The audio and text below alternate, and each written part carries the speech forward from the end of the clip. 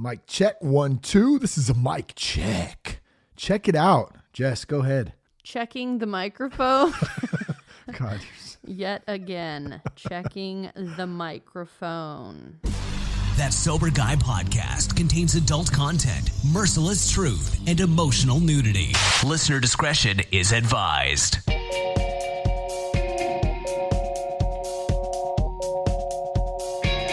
Yo, what's up? Thank you for tuning in today. Thanks to Humans for bringing us in.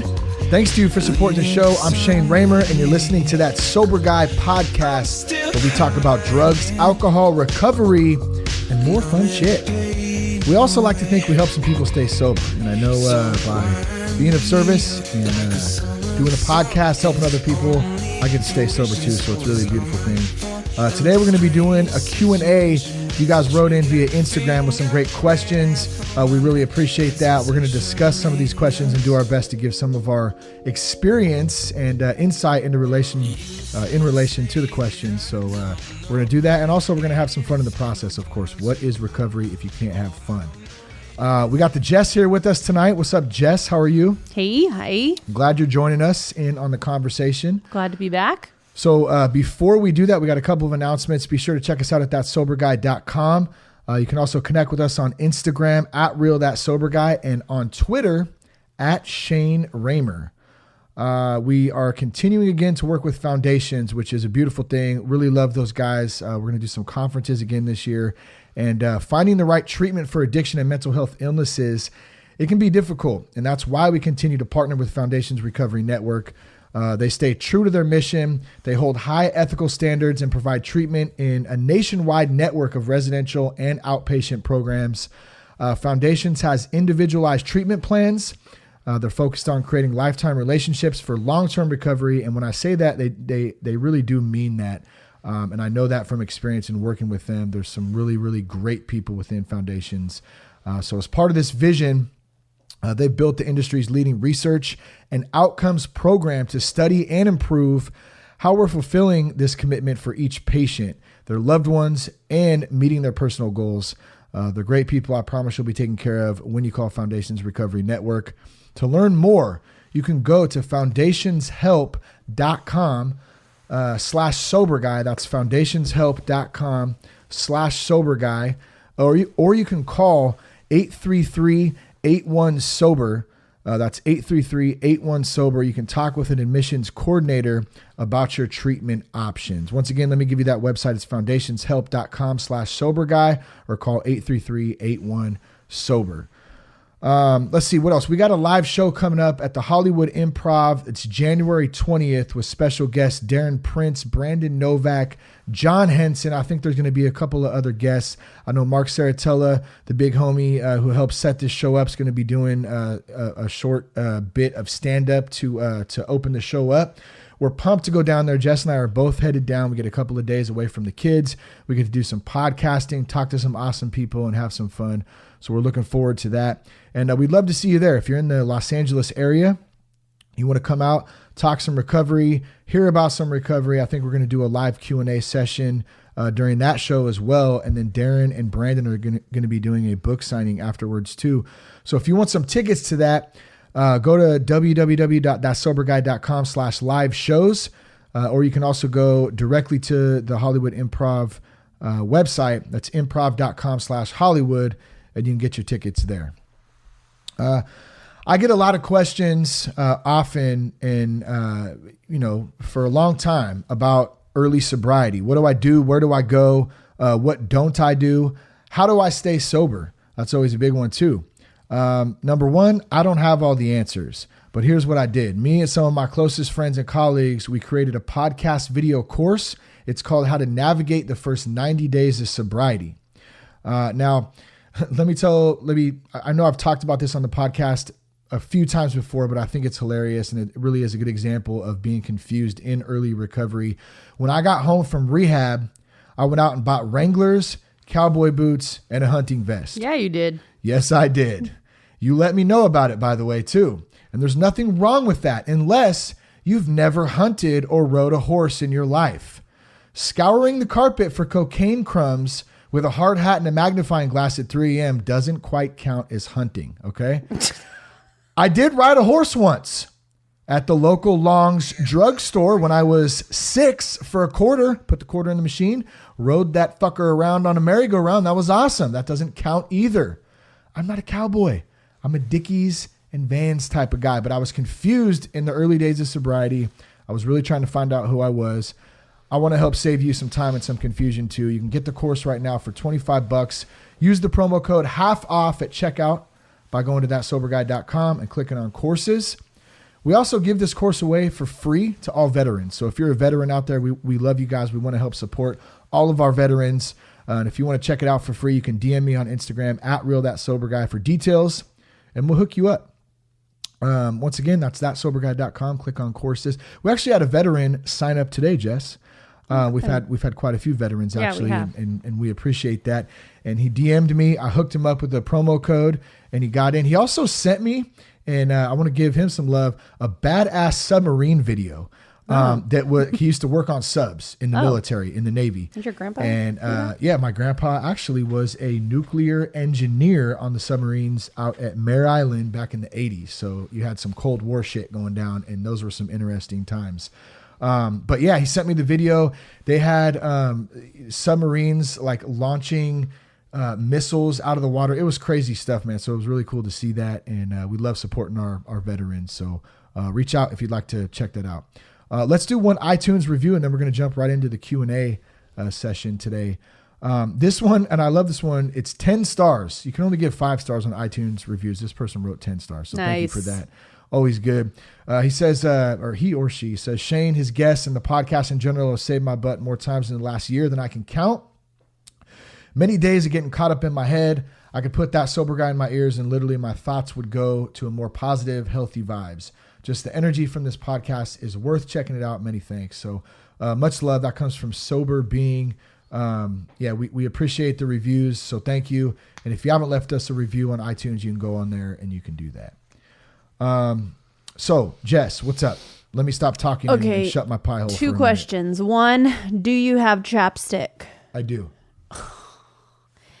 I got some Burt's. Oh, you know what? My Burt's, the Burt's is in the drawer. Damn. Up in the house, picking my nose again. There we go. 2, do you have a phone charger available at the moment? It's in this my area. Backpack you're supposed to be prepared for I this just mean stuff. like What's in going on? This area. My backpack is somewhere around here. All right. Well, that's all. Nothing to, Is your phone going to die? Cray. Is your phone going to die? Well, it did say it had low bat. Would you like to run inside and get it real quick? Go ahead. I can hold us down for a minute, babe. Yeah. I got you. Think so? I don't know. I don't know. Okay, it's in the top pocket of the backpack in there. Right in the top little zipper pocket. Or you can unplug it in the room too. See, we got the home studio rocking. We can just run right inside and grab the stuff, just get it going right there. I love this though. We sent, or I guess I made a post on Instagram yesterday. Hey, we're going to do a live Q&A. I don't think we do enough of these, just some questions, Q&As. And it's not like I have all the answers or Jess has all the answers. We definitely don't. What we do have is some insight and some experience of our own that we can help share. So that's really what we want to do tonight is go through some of these questions. And there's a couple of them that are funny too. Like I said in the post, we want to have a good time with this. We're dealing with something that, across the country is an epidemic: addiction, alcoholism. It's a serious thing for many families and many people out there.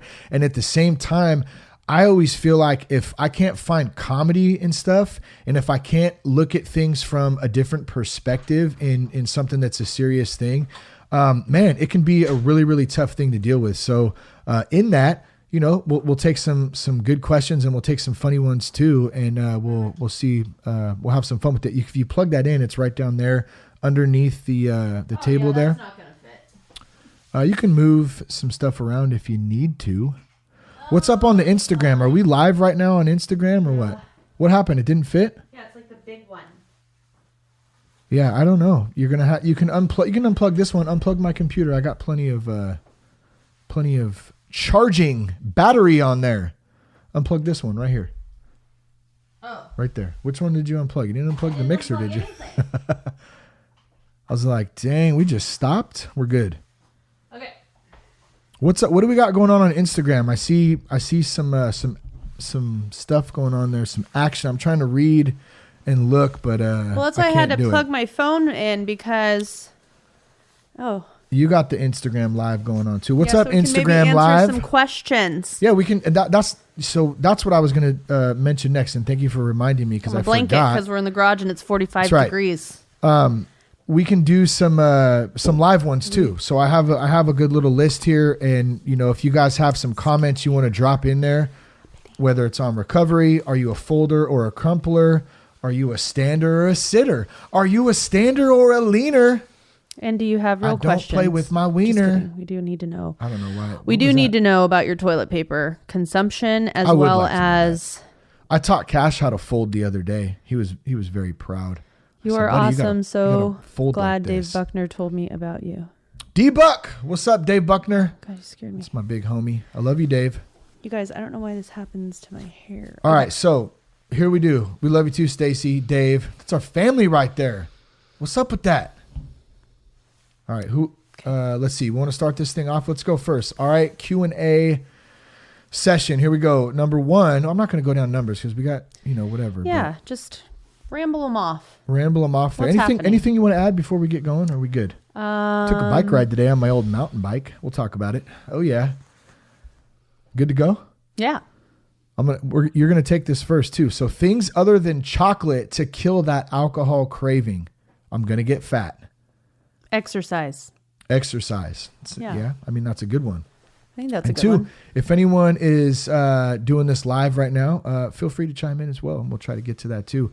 Exercise, always a good one. Even a walk, I think. So we're talking about killing alcohol cravings. Let me just say this first about the craving thing. When I was early in, when I first 90 days, first 60 days, really even the first year, one of the things about the craving that got to me a lot was not so much what can I use to kill it, which is an aspect of it. And we'll definitely touch on that, I think, a little bit more. But it was also the fact of allowing that craving to come through and giving myself grace for having it and saying, it's okay that I'm having this. I get it. Because at first I was like, why the hell am I feeling like this? Why am I having this craving? Why am I feeling this way? I don't want to drink. You're a bad person. You're a piece of shit. Why you shouldn't feel like that. That's not the case. It's okay to let that come in and let it pass. So that's number 1. Number 2, yeah, I like what you said, Jess, the exercise thing. I like to walk personally. I'll take the dog out, walk around the block, walk up. I know Seth is a big walker. He is. It takes Joe out. That's a big one. What else? What else can we use to kill the alcohol craving? Because the sugar thing is an issue for me as well. I feel like sugar is just as addicting. And isn't there like all these statistics and stuff that are talking about how sugar is just as addicting or worse or something crazy than, drugs. Well, and a lot of us as kids started out on sugar. I started out with soda and cupcakes. I mean, I was telling Buddy today, my dad used to come out. He would come out at like 2-3 in the morning. I remember this shit because I'd be sleeping on the couch out there. He'd come out and he'd eat a cupcake and then drink like a half a soda. Or I remember it even maybe a beer sometimes too back in the day in my real younger days. But a soda and a cupcake at like 2 in the morning, that's not really like, it's not really great for your health probably to do that. Yeah. And that's kind of how I came up. I mean, sugar was a very regular part of our diet. And so, of course, trying to stay sober, I can use sugar and food and all that shit to stuff down and use it as a supplement for the alcohol. Yeah, I'm guilty of that, actually. I am totally a midnight snacker, and I don't know. Oh, here we go. Now we're getting it. Oh, now we're getting the truth. I wasn't going to say it, but the truth comes out. Oh, my God. You guys, I have to confess it. Confess I don't know what Get my it out, problem babe. is. I do not have a sweet tooth, during the day. Like, we'll stop somewhere. Shane will come out with, like, some candy or something. I'm like, it's not my trying jam. to quit. But... man, in the middle of the night, I want chocolate. I want chocolate. It's Uncle Matt. It's weird. Like wake up and be like, ma, zombie, like chocolate. But you don't even know you're eating it half the time. You just, you won't even know till the next morning. Yeah. So if anybody out there knows, I've asked my doctors, like, I'm like, what's happening? Why do I have this like sugar? I need to have somebody on thing. who's a sugar expert. That'd be a good podcast, I think. It'd be interesting because I don't know much about it. Yeah. So that's my confession for the night. I got chocolate almonds instead. Oh, beautiful. That's a good one. Beautiful Brianna says mine is chips. Mine is too. Chips? What kind of chips? Yep. Like what kind of chips? Fritos? We'll stop at the, like I said, if we're on a road trip, we'll stop Pringles? at the gas station or whatever. Shane will come out with candy. I will have to have chips or something crunchy. I like pork rinds, but I don't eat spicy pork rinds because I used to drink and drive and eat pork rinds on the way. Good for you. I'd be smoking a cigarette, congratulations, eating pork rinds, drinking a 40. What? That's just gross. Like, it's pretty disgusting. How does one even feel like that's a yummy? We used to play a game situation going over the Bay Bridge where we would get 2 40s on the way back to the car. And you'd have to pound so I would be driving, and once I got on the bridge, you'd have to pound the 40 while you drove and finish it by the time you got off of the bridge. And I won. I can't. I took first, son. First place. Lay's. So proud. What, something to be proud of? Oh, Lay's? Like Ruffles or? Goose and Boots likes Lay's. Lay's all day. Pringles, once you pop, you can't stop. Oh, yeah. Pringles. Doritos. I mean, that's just... I got the chocolate almonds though to try to supplement. Yeah, so I don't know why you brought those into the house. Well, look, what I'm trying to do on the chocolate thing is I'm trying to do a hybrid. So I get a little bit of nutrition with the almond, and then I get some chocolate to cover it. Okay, that whatever works, right? Helps you. All right, so back to it. Exercise, walking. Mm-hmm. I mean, what are some other things? Anything else that comes up before we move on? Calling a friend is good. Oh, calling that's some huge. Support. That's huge. Good one. Calling a sponsor, calling an accountability partner. That's what it's about. That's the hardest one, but that's the most effective. I don't ever want to call Buddy, my spot. He knows that too. Every time we meet, he goes, you can call me not on just the days we meet, right? Yeah. I go, I do, and I'm getting better at it. Yeah. But it's especially hard, I think, for dudes to reach out. Yeah. But the more we do it, the easier it gets. And so, cravings or anger or whatever it is that's going on in our life, just right on point. Have somebody you can reach out to. Is it your mom? Is it your friend, your sponsor? Somebody that you trust that you can reach out to. I think that's huge too. It is literally the hardest thing. I don't think it's like a dude thing. For me too, ever since the Celebrate Recovery, the 12-step that I'm in, I have a sponsor, and it's really hard for me. I realize I know, like, I'm in a situation. I realize I need to call my sponsor right now. I need to call her. That's who I need to call. Word. And I friggin' don't sometimes, guys. Sorry, but that's not good. It's hard to do. Yeah, we're prideful. We think we got it. Mine's I got this. Yeah. I got it. I think mine might have a little pride too, but also like I feel like I feel like I got it, but I don't got it. No. I'm fine. I'm fine. That's cool. I'm fucked. Yeah. Next question. Please. Next question. Hey, Shane, just want to say thank you. My boyfriend and I hit 5 months on the 1st, and you were a huge help in getting me through the hard start. It's good to be sober. It's good to be in the sober club. Now, here's my question. How do you change your thinking when you're stuck thinking about a traumatic event that happened to you because of addiction? It causes me pain to think about, yet I can't seem to shake the thoughts. And so there you go. Like I was saying in the beginning, we're going to have some fun with this. We're also going to, there's some questions that can be serious. And this one, can be a serious one. How do you shake like old traumatic events, whether it's abuse, it could be a number of things that happen. What's your take, Jess? You don't. You don't shake it. Like, it's not shakable, and you gotta get in there and work on it. It's got to be a 12-step. It's got to be, it doesn't have to be a 12-step. It has to be some kind of program or something where you're really digging. This is my opinion, where you're really digging in and working on that trauma, getting to the root of it. I don't think it's shakeable. I don't think you can shake it off and be like, I got, because you don't got it, and then you go drink about it because you're like, I don't want to deal with this anymore. I don't want to think about it anymore. And I think that's part of the thing is that we try to bury things down. And I did that for a long time, trying to bury things down, act like they don't exist, act like they don't bother me, try to forget them. I'm just going to go on about my life and forget them. I'm listening, should I say, to a great audiobook right now. It's called Can't Hurt Me by David Goggins. It's a really popular book right now. David Goggins has been on Joe Rogan. I first heard him on Ritual back in the day. And he is an ex-Navy SEAL who went through BUD/S training 3 times. He did it on the 3rd time on 2 fractured legs. Amazing story of recovery. He was abused as a child severely. He overcame a lot of shit in his life. And it was funny. I was on my bike today. I was on the old mountain bike, in case you tuned in last week or I guess it wasn't last week. Shit, it was just Tuesday. But I talked about the mountain bike and I've been doing that. Nudie Magazine Day.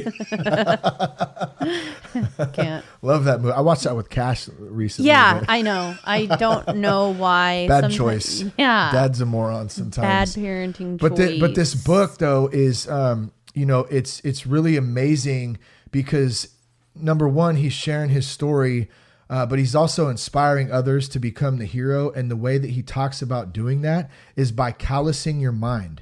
So we can work on our bodies and, trying to get fit, trying to eat healthy, all that stuff. But if our minds aren't calloused, if our minds aren't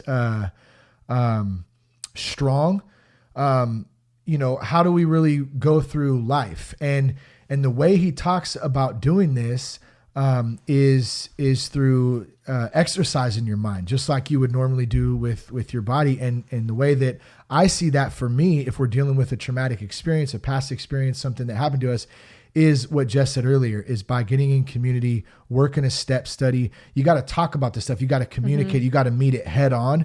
You have to go there.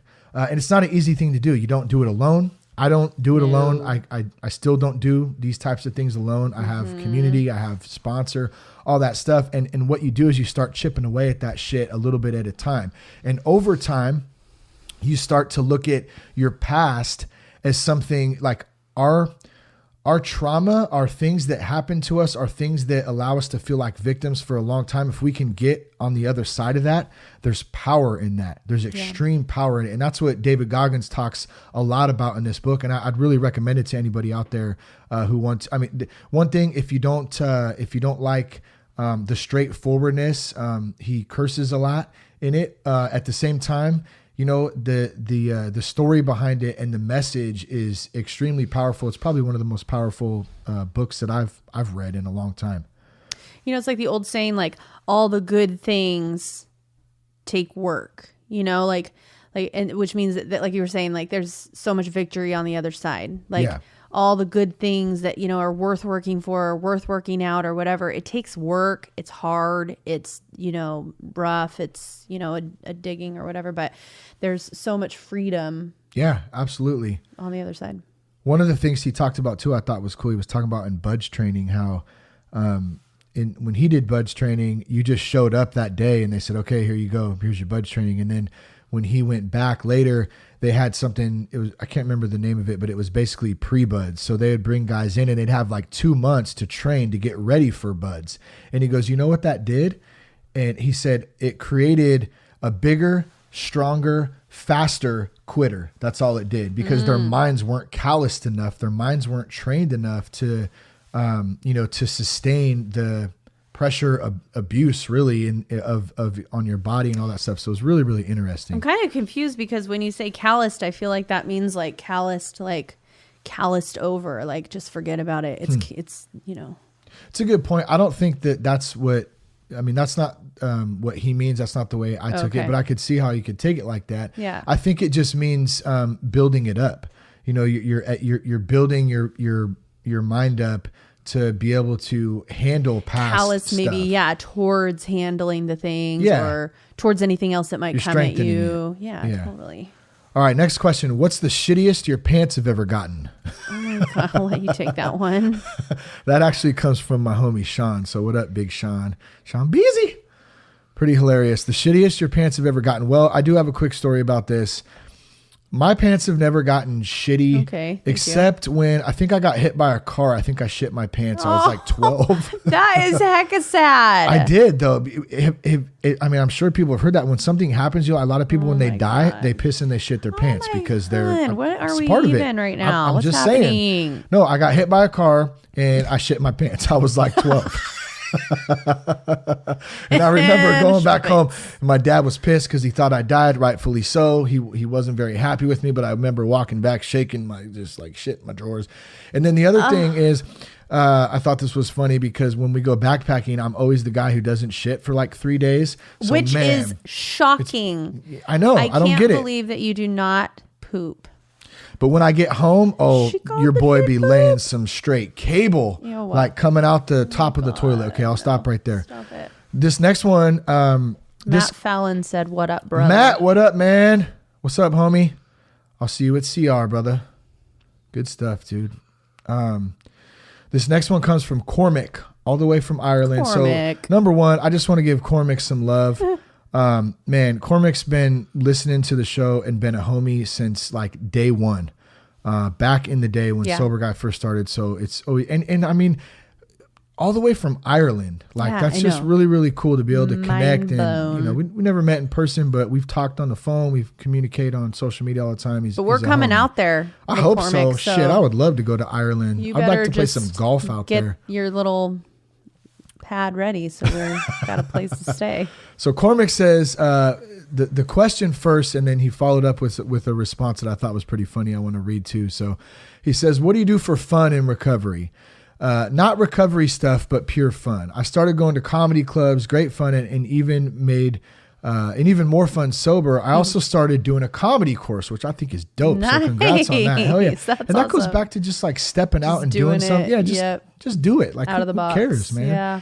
Have fun. And he says, hell, I don't need to do one because, I started doing a comedy course, but hell, I don't need to do one because us Irish are funny as fuck anyways. Yeah, we are. Also not a bad, excuse me. Okay. Just burped. Belch. Also not a bad place to meet women. Also a tip for sober dating. Don't ask women out for a drink. Ask them to meet you for breakfast or lunch. Yep. Good breakfast stuff right or there. lunch. So, I mean, what do you do for brunch, fun if in you will. recovery? Brunch? Every time I think of brunch, I think of champagne. Because brunch is, you get some champagne. Yeah, true. What do we do for fun? I like to play golf. I like to ride my mountain bike. I am enjoying that. Man, what else? I'm going to let a little secret out of the bag too, since Cormac opened the bag up for this. We're doing the show at the Improv next week. And, I get to write a little bit of comedy myself because I get to do a little introduction before the show starts. And I've been having a lot of fun with that. I'm an amateur. I'm a rookie. But man, I'm learning that there's such an art, not to just being funny, but actually trying to like craft out jokes and stuff. So it's actually really fun. I'm enjoying doing that. What about you, Jess? Well, I'm not sober. Well, still, what do you do for fun? What do you think people in recovery could do for fun? Gosh, you guys, I don't even know what fun is at this point right now. Honest. Why? I know. You don't like wiping shitty asses? Yeah, and cooking dinners for kids? Yeah, I'm total mom in it right now. For fun, you're such a hot I mean, mom. really, let me think about that. Like, thanks. What do you do for fun? I don't know. Well, you got back into swimming. You started swimming, right? Yeah, that's fun. yeah, it's a little exercise. Yeah, I really honestly, I like hanging out with Shane. Like when we go out on a date or whatever, like, hanging out. That's always fun. Hanging out. Going out with my girlfriends to dinner or something. That's always fun. I enjoy going to conferences, anything that will fill me up or feed me. I really, really enjoy that these days. No, I'm not sober, but I don't, the days of going out and getting wasted and doing the dang thing, like, I'm just not about that anymore. I'm more about, I want more. I feel like in the first half of my life, I did all that. So now I just kind of want to make up for lost time a little bit, not like, oh, I have to do that, but I want to. So yeah, I don't know, I dig it. I'll get there. All in due time. Yeah. I enjoy doing the podcast. I enjoy doing the podcast, and I actually really do enjoy doing the emails and stuff like that for it. That's been a lot of fun for me learning that. And then just kind of, side stuff like starting a blog and starting different, like a website and doing, that's fun. I enjoy that. You do. You're doing a good job at it too. And I can tell you enjoy it because, and that's the thing. If you don't enjoy doing something, why do it? Like if it ain't fun, don't do it. Right. I saw Filthy's Detailing joined us. What's up, Filthy? Oh, hey, buddy. It's my bud. If you need your car detailed in the Solano County area, you know who to go to. Filthy's Detailing. That is the man right there. Word. Killing it. I've been seeing them. Some sick hats too. Oh yeah. By the way, Filthy, Debbie completed the order, so we're getting the TSG hats in. I got the little mock-ups yesterday, so I think we're gonna have they look good. 3 different style hats. I got some beanies ordered, so those will be coming up soon. For those of you who want those, we'll probably put them up on either the website or I'll probably make some posts on Instagram if people want to pick those up too. And we got some new stickers in as well, so we'll do that. I have a question. Does Barry Manilow know you rate his wardrobe? One of my favorites. Ward Gerving or Gerving Ward, whichever you prefer, Dave's buddy, said, does anyone else in your family have a history of substance abuse? Just curious because my family does, and in my experience, it affected me. Yeah, that's a good question. Yes. I deal with it with a few people in my family. I can't say that I understand the full scope of, is it a genetic disease? Is it not a genetic disease? A lot of people say it is. A lot of people say it isn't. I'm not really sure where I stand on that because I have to be honest, I'm not educated enough to make that decision. And that's something that I'm working on learning a little bit more about. I do know from my own experience that there are people in my family, my immediate family, my father. I mean, I've been pretty open about that, I think, and it's no knock on him. But it is what it is. I grew up with it. I saw it growing up. And it affected me.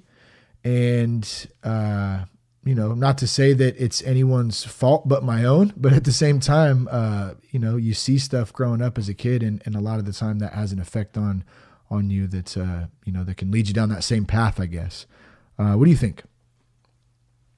Or any comments or anything on that? I mean, you've dealt with this with me. We've been together 16 years, I think. So I guess I would just say years. About that. I see how, like you were saying, your dad or whatever, I see how that does affect you, what I see, which is kind of crazy, is like in the beginning, you have this podcast and you're helping people get sober and you're giving advice, what worked for you, that kind of thing. And the one person that you want to help the most, And that's a good point. Yeah, you can't, because you can't help anybody. People have to help themselves. And so I think to kind of wrap that question up, the one thing about that is, I'm responsible for me. I'm responsible for my actions, for my choices that I've made and that I will make. That is, where it's at in finding like my true self and working through that stuff. Accepting my past, accepting, if there's other people in my life or family that, choose to use drugs and alcohol, that's their thing. It's not my thing. It's not a reflection of me. It's not, it doesn't have anything to do with me. It's not who I am. Yeah. No, not at all. And I'm okay with that. And I love, those people too. I don't care, I don't judge anybody. I did at first when I first got sober, absolutely, because it was really hard. I just didn't understand, like, why does this person still do this? Why do they still do that? And I'd be angry or upset. Through working the steps, through working a recovery program, I've been able to move past that now and understand that that's not my place to worry about any of that stuff. My job is to love people, my family, my friends, people that I meet. That's the most important thing. So, and life is so much easier that way, man. Shit. So much better just to have love and not, not trip on all that stuff. It ain't my deal. Matt Fallon wants to know how you stay sober when your baby mama pushes your buttons and you get pissed off and you want to go drink and he wants to quit the party life. Dude, I feel you, man. That's You feel him? well, no, I mean, I just feel you in being. Really, I can. have a baby mom. Well, I'm not saying I'm talking about the anger thing and the frustration and stuff. Really, no, I don't have a baby mama that I know about. Okay, oh shoot! Oh, shit. We got some step kids up and some bonus kids. Some bonus kid. Is that what it's called? That's The what it's bonus called now. kid? Yeah, that's what they call them. Love my bonus no kid. way. A bonus kid. Yeah. I don't think I have any bonus kids. Bonus might have some boner kids. Oh, what? goodness. That's What? weird. Boner. What, Jess? What's happening? What? No, that's weird. What's weird? I'm confused. That I said that. What's going on right now? I'm confused. Boner kids. I mean, dude, I think just staying plugged in, bro, to, continuing to go, to 12-step meetings or community. To be honest, man, working the steps.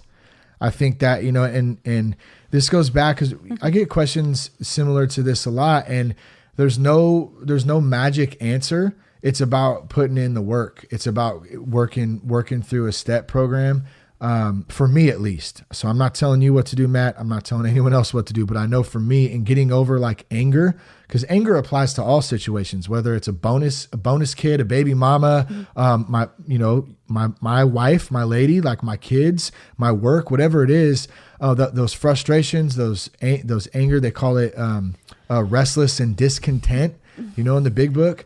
All those things, no matter what situation it is, they all come up. And the way that I've learned to deal with those, and let me rephrase that, the way that I continue to learn to deal with those, because they still pop up on a weekly basis. Word. Some days are better than others. Word.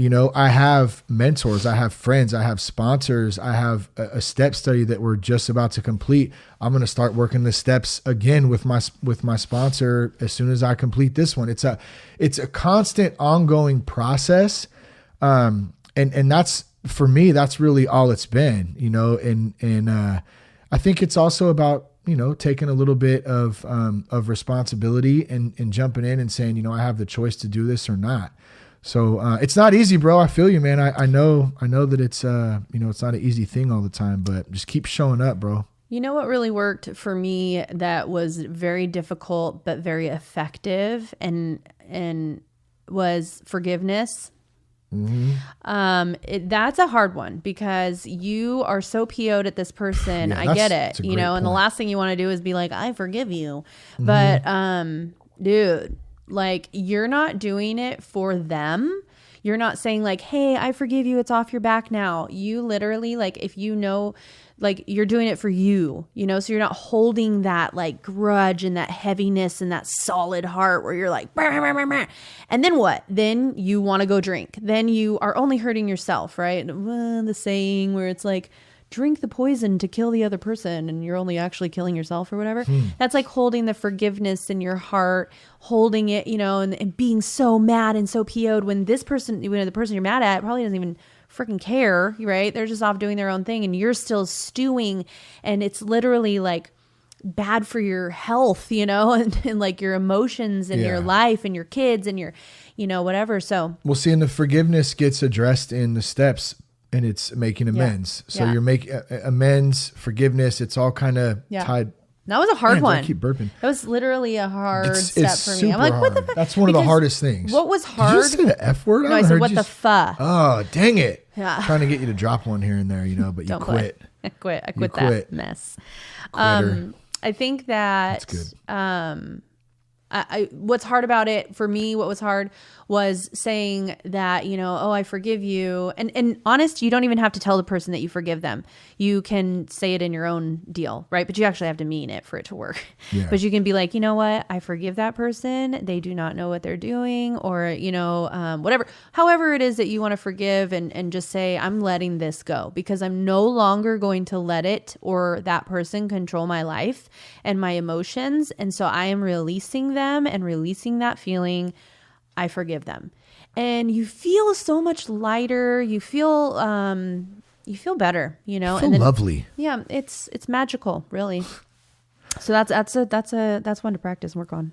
I'm into my next question. I'm into my third month alcohol free, and I feel like I keep telling my wife looking for praise, but I know she's stoked with me And so are my kids. I just don't want to be that guy that's sober and carries on about people drinking or taking drugs as if I'm perfect, because I'm far from perfect, but I'm sober. I don't get it. So basically, he's saying that he doesn't want to be the guy that is sober and thinks he's too good,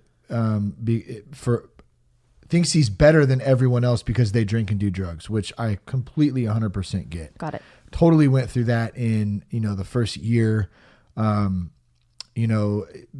you're trying to change. And at the same time, you still probably have a lot of those friends or people or family or whoever who still drink. So you want to change, you want to set boundaries, you probably don't go to certain situations or places or be around certain people. And you don't want to come across being an asshole like you're better, but at the same time, you made a better choice. You made a better choice for sure. So yeah, I totally get that. But yeah, that's a hard one. And I think that just comes, like, for me, it just came with time. Mm-hmm. It just came I've noticed that breaking shit down and making it as simple as possible really works for me. And the way that I do that is I really try to do it day by day, by day, by day. By day. No, but for real, living in the moment, being in the moment, and just trying to do the next right thing. As cliche as that sounds, we hear that a lot. Do the next right thing, one foot in front of the other. Dude, but it's legit. It really is true, because the tripping on the future, tripping on the past, it really kept me stuck for a long time. And not to say it doesn't pop up here and there like a boner in sweatpants, but it does. Walmart sweatpants. I don't have any of those, by the way. With the cuffs on the bottom. Yeah, but they're not like I have my New Balance sweats on right now that have they're tapered at the bottom. Those are hot though. These are cool, but they don't have the elastic cups on the bottom like the Walmart ones. Right. Those are terrible if you don't wear boxers in them and you get a boner. Like it looks like you pitched a tent. And you're walking around with the string hanging out, or like what you wake up in the morning and you look like your wiener's camping or whatever in this tent you pitched up, but you got some cheap ass boner Walmart sweats on. Is it backpacking or just camping? Backpacking, but you could do either one. It's fine. Okay. But yeah, I mean that comes in time. Does a wiener roast hot dogs when it's backpacking? Wait, say that again. Does a wiener roast hot dogs when it's backpacking? I don't get it. There's a wiener roast hot dogs. Well, because it's a wiener. And so it we would don't be like... roast wieners. When we take backpacking food. We take I know, but it was a joke. Oh. Well, I apologize. I didn't You just killed it. I didn't get it. No, but just keeping a good positive attitude. And here, so we'll move on to the next one. Let me just leave you with this, man, about the, trying to feel better. I think if you just focus on loving people where they're at, and just focusing on yourself and doing your own recovery program, that'll really take it out of, take yourself out of, trying to be perceived like you're better or whatever. Like, don't trip on that. Well, stuff. And just really quick, I want to add too, you have to know also that it makes people uncomfortable. I mean, I don't know if this is good information or not, but it makes people uncomfortable if you don't drink. Okay. If they're all drinking and whatever, and they're partying, they're doing the thing that you used to do with them, it makes them uncomfortable that you're not doing it. Right. They're like, well, what do you mean you're not? Well, what? I only drink on this day. And all the, it's the funniest thing. It's literally sometimes it does. It doesn't do that to everybody, but yeah. I know, sometimes. But I'm just saying, like, what I'm trying to get at here is that sometimes it's not you, right? Sometimes it's them, and sometimes it's their own insecurities. So just be blame strong. It all on them. Or just be strong in your sobriety and what you've done, and just know that like it's a good thing. And even though that people are going to look at it and make you feel funny or make you feel uncomfortable or like you don't belong. There's a place for you somewhere, and it is here on TSG. Does my mic sound weird in your headphones, or is it just me? Does it sound okay? I think my ears are like stuffed full of wax. Your voice is like butter. Your voice is like butter. Your eyes are like chocolate strawberries. Oh man, we're gonna have to stop right now before people. What in the hell is going on here? Okay, no, this is another question here. I've been seeing and hearing a lot. This is a really good question, by the way. They're all good questions, but I got to say that on this one. I've been seeing and hearing a lot lately about how it's breaking anonymity by posting people's sober, clean dates via social media, which you see. I mean, scroll through a feed. If you follow anyone in recovery, it's all day long people's clean days. Hey, which they're celebrating, which awesome. I think is awesome. I feel with the direction recovery is going and the movement to end the stigma, it's a great way to show those still suffering that recovery is possible. What are you and your guests' thoughts on this? And then, so before we mention it real quick, I just want to say one of the responses on this said, I'm so proud of my sober date. I don't mind being forthright. If an old drunk like me can get and stay sober, I'm going to post it. Yeah, dude. So I'm right there with that. I don't see what is wrong with that. As long as you're not busting out somebody else without their permission or talking about somebody else's recovery, that I could definitely see that as an issue. But I chose to step out of my anonymity and go out in the public because I just felt like I hid stuff for so long. I didn't want to hide anymore. My recovery or my struggles with addiction and all that stuff, man. It was just, I didn't care, and I'm totally cool with that. So that's my take on it. What's your take, Jess? I think that it's freaking awesome. I'm like, yeah, like I'm all about, talking about your stuff and, taking that hard thing that you went through and that thing that, you can go both ways with it. You can either say, oh gosh, why was I handed these cards and why my life and this is so difficult, and whatever, and I suck and I'm never going to whatever to anything.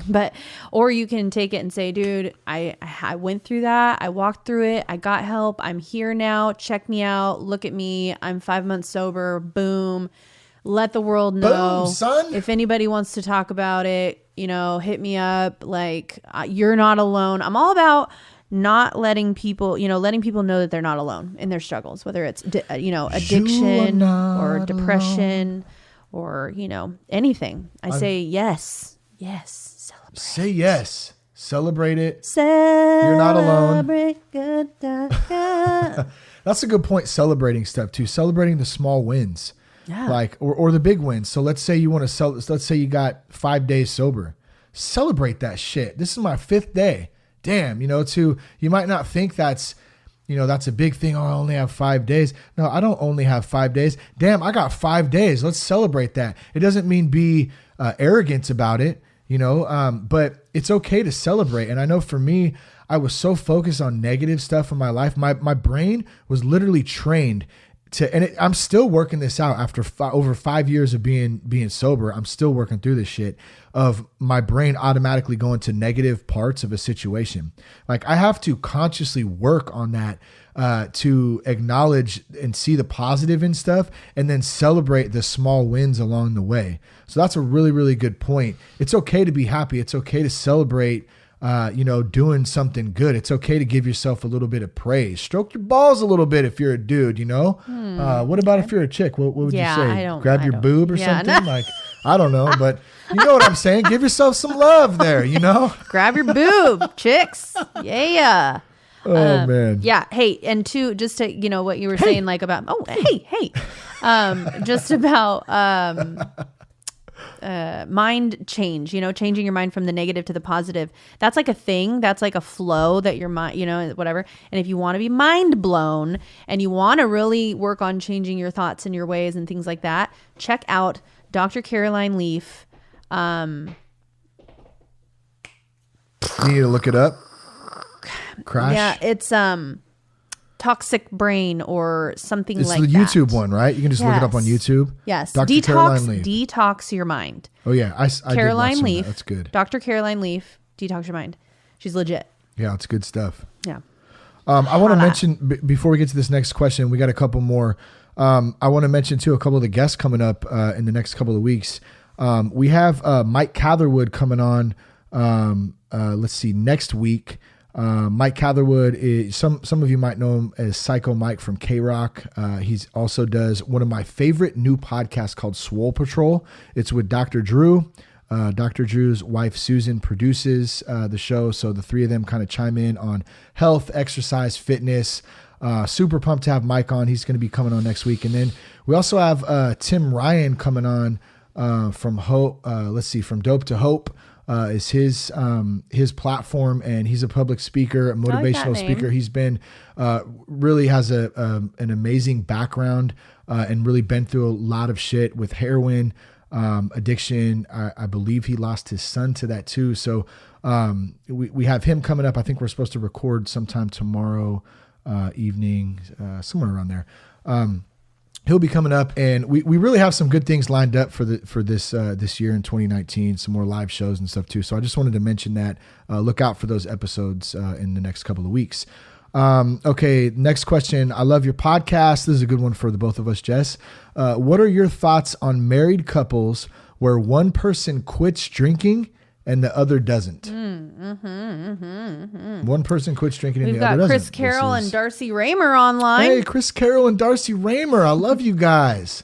Hey, Jess, I'm going to put you on the spot right now. Chris Carroll wants to know if I can come bring my acoustic and jam tomorrow. What do you think about that? What's tomorrow? Friday? Friday night. We're partying sober. God. I work tomorrow, so. You do work tomorrow, don't you? We'll see. Chris Carroll, I'll call you tomorrow, brother. I'll see if I'll let him out. I'll call you. Okay. I'll call you. So married couples not drinking. One person quits drinking, the other doesn't. Oh, they want us to post the names of the books. Which books? Oh, the Corgan, or what's his name? David Goggins. Can you post it on there also, real quick? It's Can't Hurt Me by David Goggins. One of the best books I've ever read, so I'd highly recommend it. And Rich Roll's book, Finding Ultra, that's another good one. How do you spell Goggins? Goggins, I believe. I have the audio version of it. Let me just mention this too. The audio version is really cool. I've never heard an audio book done like this. The guy, I can't remember his name now, that helped David write the book. He actually reads the audio, but every chapter they go through and they do like a 10-minute podcast in between every chapter, and they break down the chapter like in podcast format. It's actually really, really cool how they did it. So that's the way I'm doing it. I can listen to it while I'm riding or walking or whatever. But yeah, it's David Goggins, Can't Hurt Me. And on second thought. What was Rich Roll? Rich Roll's is Finding Ultra. Oh, yeah. John Joseph's got a new one out too that I haven't read yet, but I heard it's really good. I know it's at number 1. It's called The PMA Effect. That's another one. Okay. Okay, that's enough. But if you want to also hear Goggins, just go on Rich Roll or go on Joe Rogan. David Goggins just was on there recently, and he talks a lot about a lot of the stuff in the book, but not all of it. So, okay. So what are your thoughts on married couples where one person quits drinking and the other doesn't? Oh, where do we begin? What are our thoughts? I mean, what? Well, I feel like, so you were very supportive when I came home from rehab, and obviously I wasn't drinking or doing anything else. And I think you were ready to quit at the same time too, so that helped, or at least I was already like quitting. Well, that's we true. would go out and we would have stuff left lead. over, and you would be like in the garage doing it all the end, and then I'm like, can we just save it till next weekend? What's happening? Who wants to save cocaine? Nobody wants to save cocaine. You want to do it all. Oh my God. I mean, so, no, I was done way before you because I had a child to take care of. You did. And we did. You were not wanting to holler at that very much. I mean, you were as good. You were a great dad. You were a great dad, but you definitely had addiction was happening and ruling you. So, yeah, it's hard. It's hard. It's hard because, that was a good one. It's hard because you know that, okay, so first of all, I didn't really know that he had an issue because everyone around us drank like he drank. And, you know, whether it was family, friends, whatever, that's what we did.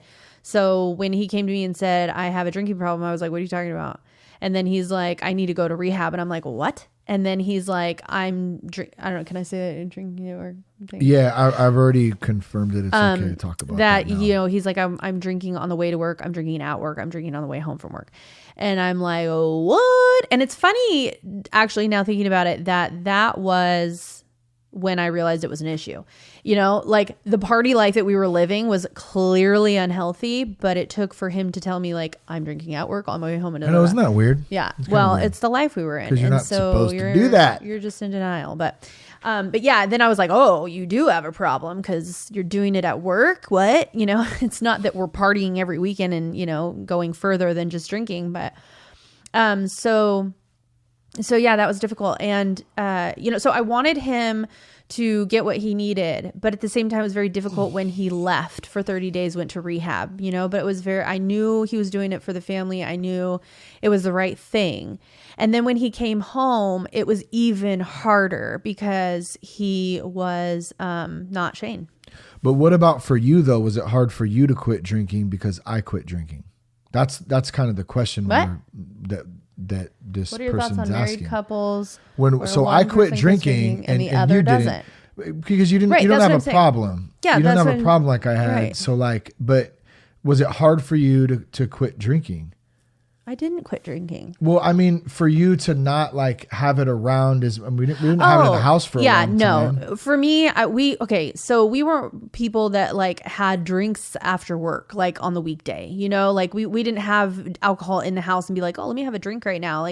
That wasn't really a thing for us. We were more binge drinkers over the weekend where we would go out, go hard, and then be hungover the next freaking day. It was, yuck, right? Why? I don't miss being hungover, but anyway, so let me put it like this. If I would have came home from rehab and you were still continuously drinking wine and beer and you had beer in the house and you were like, yeah, I know you just went to rehab, but I'm just still doing my thing over here. Yeah. That would be really, really difficult. And I don't know that I would have been able to, live in that environment, especially at first. Yeah. Especially the first year. That would be really, really difficult. Oh, you were really supportive. So, that's the question. If the other person, sorry. So it's kind of vague here. I don't know. Is it just the partner, or the spouse, the girlfriend, the boyfriend, whatever? Are they just having a drink here and there when you go out? Or is it an everyday thing? If it's an everyday thing, where, one person quits drinking and then that person comes home from work and the partner's there drinking every night, that's an issue for me. I wouldn't have been able to do that shit. That would have been really, really, really tough. And frankly, in my opinion, that's not cool. If you love the person, you have, better or worse, whatever your deal is, I feel that's not cool. You're in this together, dude's sick over here and trying to get better. And you're all hey babe, sorry, you can't, how was work? Cool. Yeah, I know. So, I mean, gosh, temptation at its, best. Yeah, that'd be really difficult. From the one you love, hard. And so, and then the person that's drinking, they get a little buzz and then they're like, what's wrong with you? And you're not, I mean, gosh, there's just so much there, there's a whole, that's like a time bomb waiting so no explode. To that question. So yeah, that'd be tough. If I had to give advice on that, I would say, if you are together with someone and that's an issue,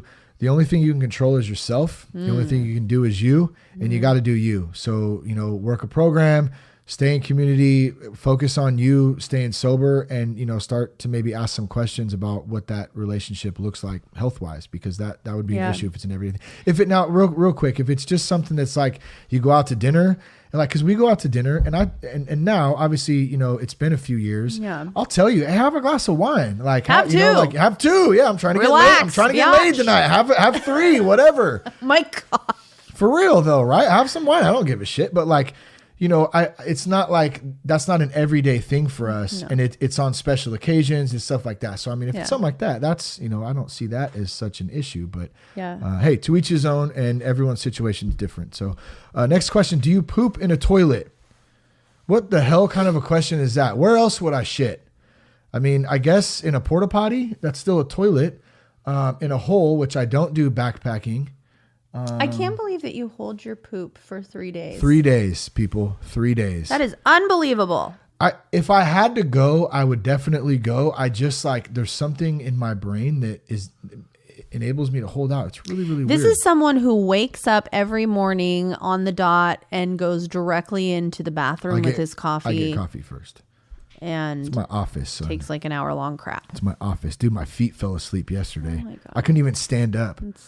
I was disgusting. Answering emails and looking at other stuff, articles.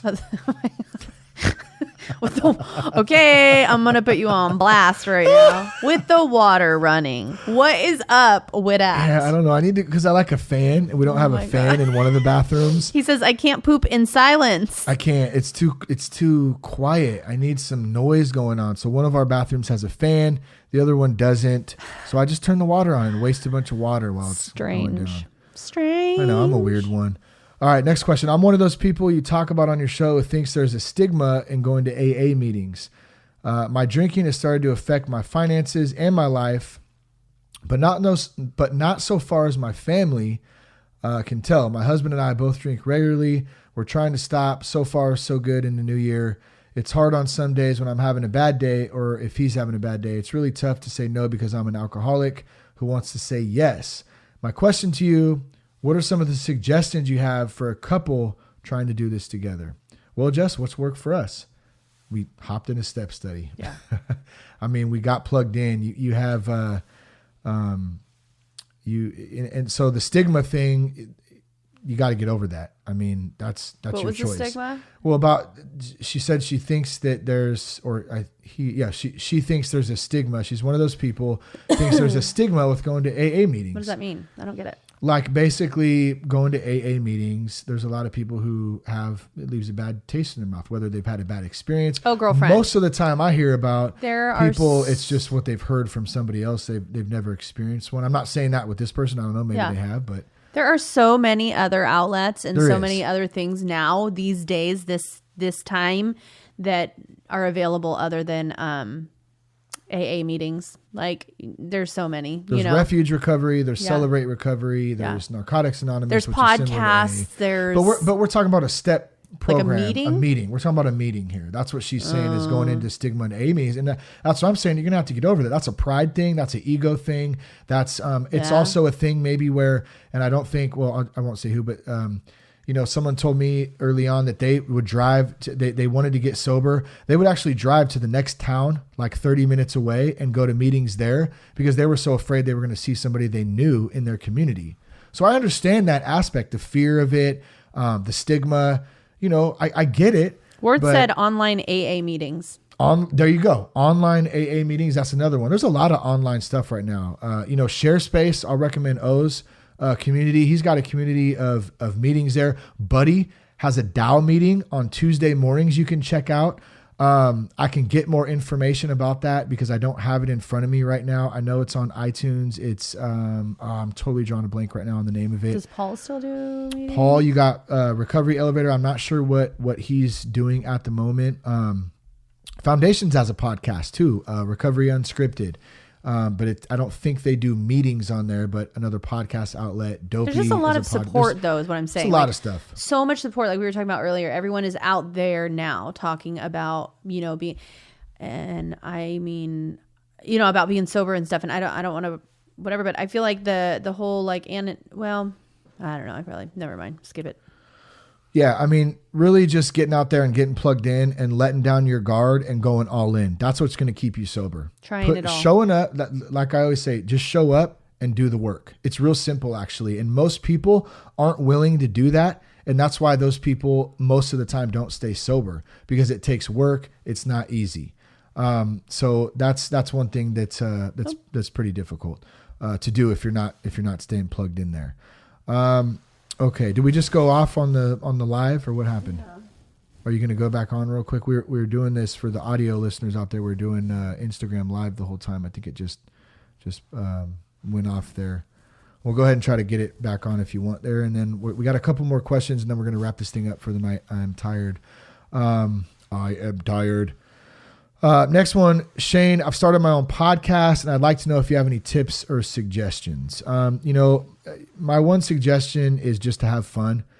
Don't set any expectations. Have a good time.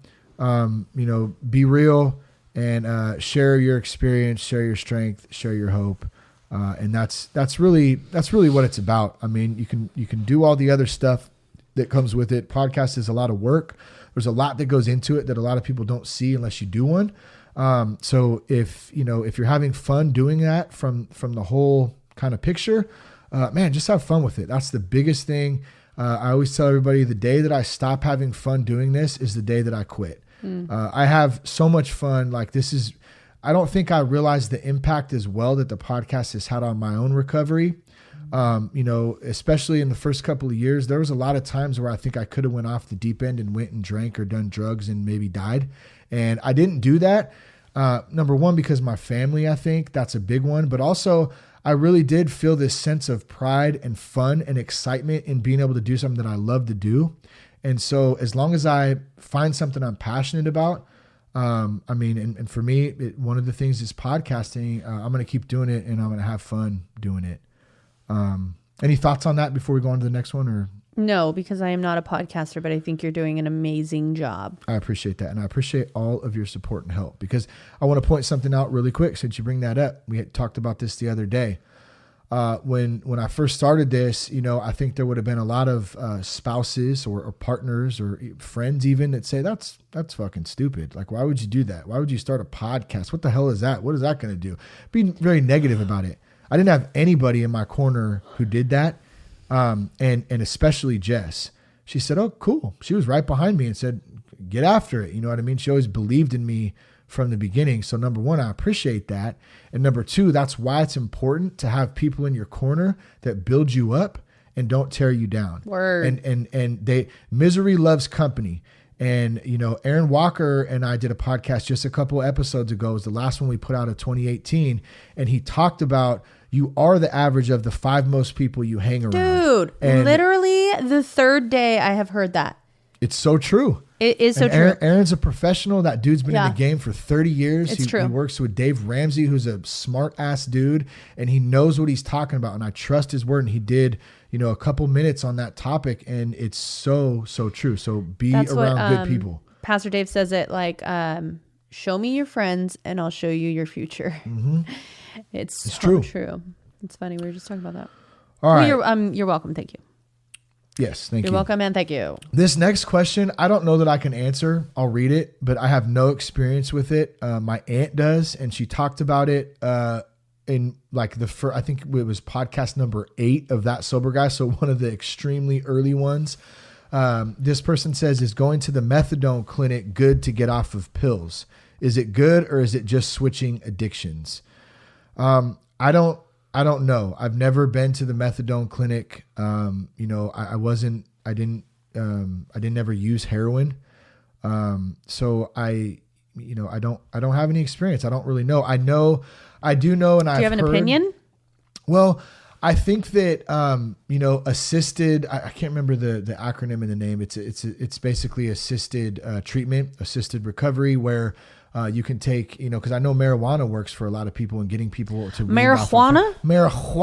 I know that pot, marijuana, that cigarettes, weed, that cigarette works sometimes. You roll yourself lettuce. up a fat blunt, but a lot of people use that to help get off of heroin. Same with methadone. So I think that there's absolutely good purposes, in my own opinion. Yeah, Tad, Tad. Tad does that. Absolutely. Awaken Industries. Yeah, Tad Stringham. If there's somebody you wanted to reach out to on that, I know Tad's got some experience with that, and we can help hook that up for anyone who would be interested and get some info about them. They've got a sweet retreat out there. He does, out in Palm Springs, I think. Yeah. Palm Springs, they have a retreat out there. Can I just go? People trying to get off of heroin, you can go out there. They detox. I can't speak on everything they do because I don't know. I haven't talked to them in a minute, but there is marijuana involved. There's marijuana involved, and it's to help wean off of heroin. It's not used as a substitute. You're not going to smoke weed forever. It's not about getting high. It's about getting well. And so when we put it in those terms, I'm all for people getting well, and shit that works for one person might not work for the other person, and vice versa. So I think it all depends on the situation, on the person. Is it, clinically supervised? Is it safe? All that good stuff involved. Every situation's different. You can go back to that episode and listen. It's episode 8, I think, with Wanda Baca. I know she talks a little bit about the methadone clinic. I think you have to go to Spotify to get those early episodes. For some reason, they don't show up on iTunes. Is that what you found out? I did. If you go on Spotify, you can get the 1 through 16. Oh, interesting. So, that's so weird. Yeah, go there and do that. But yeah, I say, hey, whatever's working for you, to stay off of, if it's heroin or pills or whatever it is, do that. But just talk to different people, try to get as much education on it as you can, and do what's right for you, and talk to a professional. That'd be the biggest advice. Who's a professional? Okay. Last question here, then we'll see if we have any live ones before we get off of this. I've been told a lot recently to be my wife's husband, not her sponsor. Thoughts? I have been told a lot recently to not be my wife's husband. Well, I messed up on that. What happened? To be my wife's husband, not her sponsor. So basically, he's trying to be her sponsor and encourage her and tell her what to do, and instead of just being her husband. Okay. Obviously, it sounds like the wife has a drinking problem or a drug problem, and he's trying to kind of coach her versus just. Is he sober too? It doesn't say. I don't know. It just says. Which I know that changed. I'll speak on that because, Shane and I are both doing a 12-step currently, and mine is for anger and resentment, codependency. Thank you for sharing. Hello, my name is Jessica. I have a sponsor. I have accountability partners. I have a few. I don't really actually have that. You got some accountability partners. It doesn't have to be just in your step study either. I mean, you have plenty of accountability partners. Right. However, I find myself going to Shane a lot because we're tight like that. We tight, son. And because he's been there, done that, and because I respect his opinion, and he knows me. I guess what I'm saying is sometimes I go to him first. Okay, no, lie. First I go to God, then I go to Shane, then I go and think, ooh, probably should have called my sponsor on that one. So what I'm saying is sometimes there's good times for your wife, right? My wife's husband. That sometimes it's okay for your wife to reach out to you and to want you to, help her and do the thing and whatever, and for you to do that for her. However, it is very important that she also has a sponsor because women are different than men and we are different in, our recovery too. You have vaginas and we have penises. Yes. We're different that way. And we don't wear boner sweats. I hope not. And so, so that's just my advice is that, you can help her out and help her through it and talk her through it and be there when she's like a mess and crying and like, I can't, and whatever you want to do for that. But also remind her to call her sponsor. Shane does that to me sometimes. He's like, I think you need to call your sponsor. And I'm all like, I don't want to go, but I do because I'm like, oh, God. Well, that's a really good point. Women are supposed to have women sponsors and men are supposed to have men sponsors. There's a reason for that. I think I know one case of a woman, I think, who has a man sponsor, and she's a unique case. I wouldn't recommend that myself. I wouldn't want to have a woman for a sponsor myself. Nothing against women, but just like Jess said, men know what men kind of need and do because we're men, and same women with chicks, are from Mars, men are from Venus. Oh yeah, that's a classic one. Or whichever way that goes. Maybe they're from, I can't remember, Venus or Mars, whichever. So basically, stop being her sponsor and tell her to call her damn sponsor. Yeah, don't be your sponsor. Be her, yes, and I agree with that. Don't be your sponsor. Be your husband. Love her. Just accept and take her and on a date. It's difficult. Bring her some flowers. Take her on a date. We're going on a date next week to Los Angeles. Yeah, who's coming? I don't know what's up with that. I'm curious to see what the turnout is. I'm sure it's going to be a at the good Improv, time, y'all. Yeah, so come down if you're in the area. Any questions from the Instagram? We're about to wrap this thing up. I appreciate you guys. Ward wanted to say, so you are not against weed? Am I against weed? Oh, that's a tricky one. I want to think about how I answer that. I don't. I'm not advocating. Myself. I'll speak for myself. I don't smoke weed anymore, just because of my prior history with drugs and alcohol. That was an issue for you. It absolutely was. I woke up every morning and I got high, and it led to it just wasn't good for me. Honestly, you guys, that was that was worse than drinking. But I'm not demonizing weed either. I think that there's situations and people and certain times and stuff when it can be used for medical purposes and all that. So no, I think everyone's situation is different.